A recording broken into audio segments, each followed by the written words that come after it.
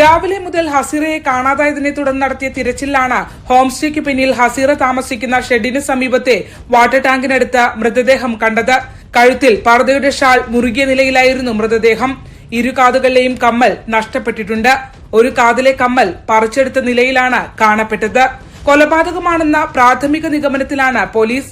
4 മാസമായി ഹോം സ്റ്റേയിൽ ജോലി ചെയ്തു വരികയാണ് ഹസീറ. സംശയാസ്പദമായ സാഹചര്യങ്ങളൊന്നും ഹസീറയെപ്പറ്റി ഇല്ലായിരുന്നുവെന്ന് ഹോം സ്റ്റേ ഉടമ വേണുഗോപാലൻ നായർ പോലീസിനോട് പറഞ്ഞു. രാത്രി 11 മണിക്കാണ് ഹസീറയെ അവസാനമായി കണ്ടത്.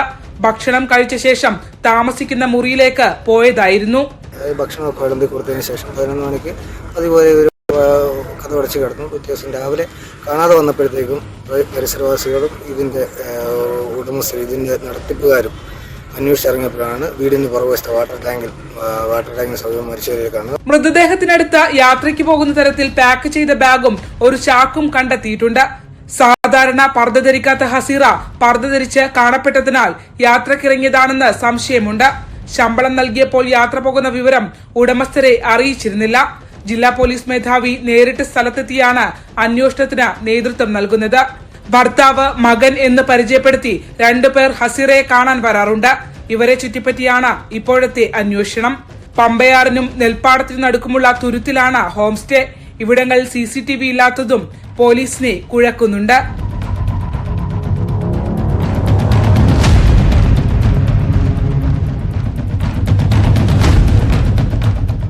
ന്യൂസ് 18 ആലപ്പുഴ.